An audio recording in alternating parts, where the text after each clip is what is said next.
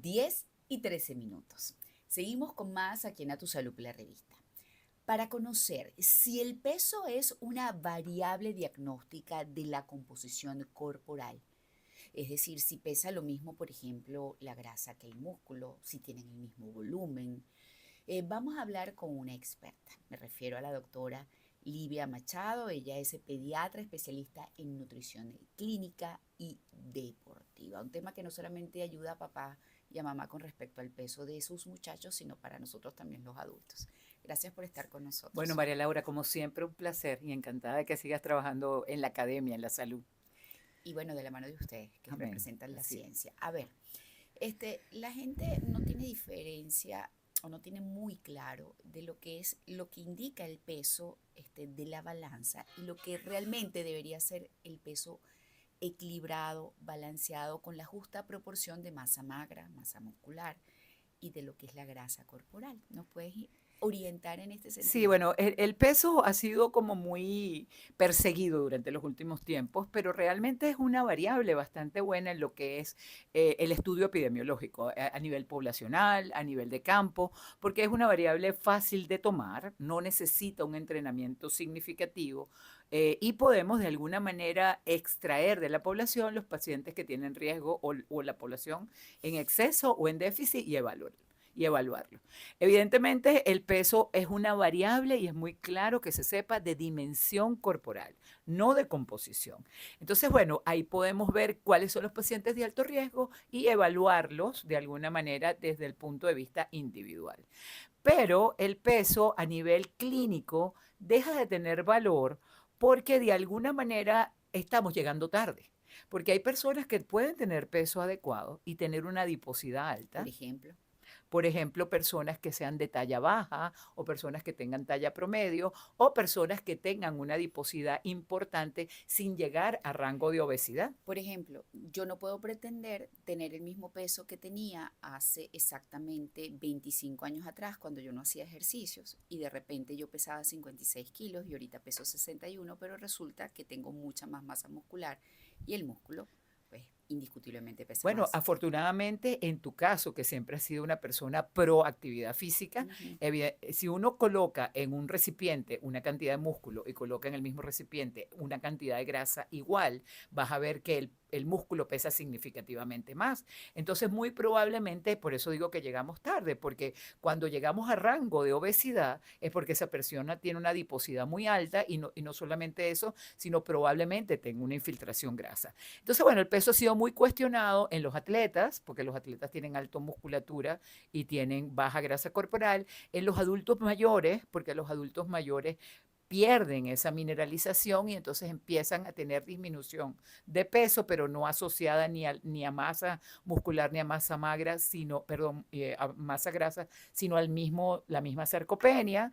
Y también ha sido muy cuestionada dependiendo de la contextura. Hay personas que son muy delgadas, comen muy bien, tienen buena masa muscular y pesan menos que una persona que tiene una contextura más ancha.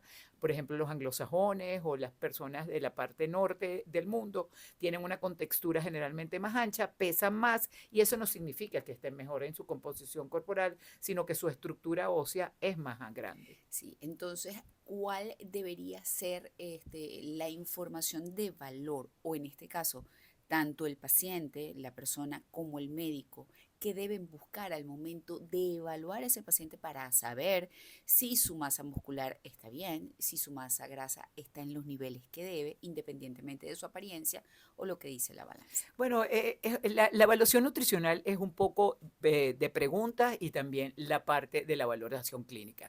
Es importante que pesemos y tallemos a los pacientes, por lo menos hagamos el índice de masa corporal que, aunque tiene una efectividad mejor, que el peso también tiene sus variables que pueden ser cuestionadas. Sin embargo, por lo menos nos orienta porque el índice de masa corporal ya por encima del percentil 90 definitivamente hay un alto riesgo de obesidad y si está por encima del percentil 75 en promedio para la población o para los adultos, entonces, bueno, ya estamos en riesgo de adiposidad.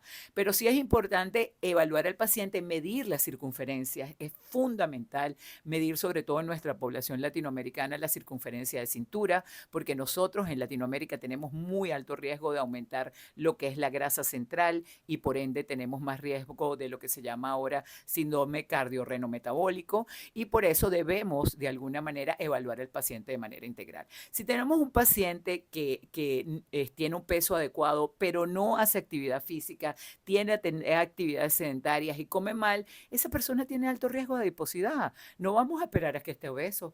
Tenemos que hacer intervención en ese momento. Porque Claro. probablemente cuando hagamos intervención ya el paciente está hipertenso, está dislipidémico y eso no está reflejado a su vez con la obesidad. Tú puedes tener problemas cardiometabólicos sin estar asociados a la obesidad y puedes tener obesidad sin tener problemas cardiometabólicos, pero tienes alto O riesgo. puedes ser en teoría delgado, pero tener mucha masa grasa. Y entonces, Claro. obviamente, eso te pone en riesgo. Por eso, entonces, más allá que el peso, evidentemente el peso nos sirve para orientarnos, sobre todo en los casos de epidemiológicos, como dije, en el caso de la población, pero debemos evaluar un poco más, porque a veces nos vienen los pacientes con pesos, entre comillas, adecuados y las mamás no los llevan porque, En entre este caso, comillas, los comen niños, que es peor. en los niños, que es peor, porque además eso no solamente vas a tener un metabolismo inapropiado, sino que la estructura de esos órganos que se están formando mal. Ahora, ¿cuáles son los indicadores, independientemente de que el niño luzca, entre comillas, bien, saludable, para mandarle a ese niño a hacer exámenes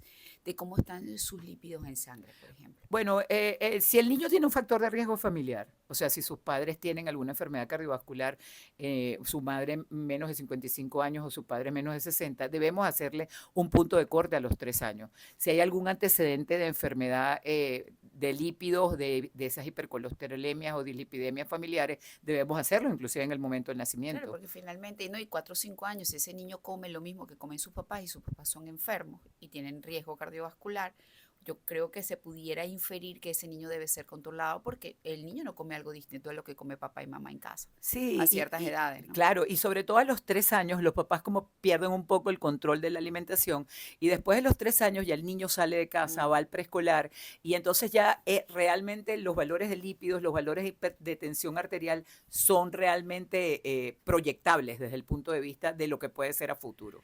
Una pregunta que me parece muy importante de hacer, doctora, de acuerdo a su experticia, ¿qué tan común se ha vuelto que niños que no deberían tener problemas de lípidos en sangre, pues los estén presentando? Sí, bueno, cada vez desafortunadamente es mayor, las dislipidemias se hacen significativamente a edades precoces y es primordialmente por la disminución de las actividades físicas, el Y tiempo la del mala alimentación, sedentarismo, ¿verdad? el tiempo en pantalla está haciendo muchos daños, los trastornos que tienen los niños asociados al sueño, no hay descanso, aun cuando duerman, no hay un descanso Mm, por la pantalla y por supuesto, yo creo que el enemigo número uno que tenemos que vencer es los alimentos ultraprocesados, que mm. cada vez están invadiendo más nuestro mercado y que con la pandemia se hicieron mayores entre el delivery y el no poder salir a comer cosas frescas. Como digo yo, la salud está del lado de la incomodidad. Lo leí en estos días y me quedó resonando. O sea, es mejor que las cosas te resulten incómodas porque seguramente te van a dar más salud. A la Sí. gente le resulta incómodo moverse, a la gente le resulta incómodo cocinar, a la gente le resulta incómodo tener una disciplina para irse a la cama y tener horarios establecidos. Es decir, todo eso que quizás causa incomodidad es lo que pueda regalarte salud. Muchísimas gracias. Gracias a ti. Y bueno, quiero por favor llamar la atención y que todo paciente, niño o adulto que tenga algún diagnóstico, evalúen íntegramente a la familia. Ahí podremos obtener una prevención más completa. Claro, para que la familia toda viva con bienestar, no solamente es el niño. Un niño enfermo viene de una familia enferma. Así es. Bueno, muchísimas A gracias. ti, María Laura, como siempre. Las redes de mi invitada para que puedan consultar si tienen alguna inquietud o pregunta después de esta conversación tan nutritiva, @DRA Livia Machado, @DRA Livia Machado. Nuestro tema, este, ¿realmente el peso es una variable diagnóstica de composición corporal o debe irse más allá? ¿Pesa lo mismo la grasa que el músculo? ¿Generan el mismo volumen? ¿Qué es lo que se debe buscar para realmente garantizar el hacer prevención con un paciente? Ya todo eso lo conversamos con ella. En breve más de nuestro espacio.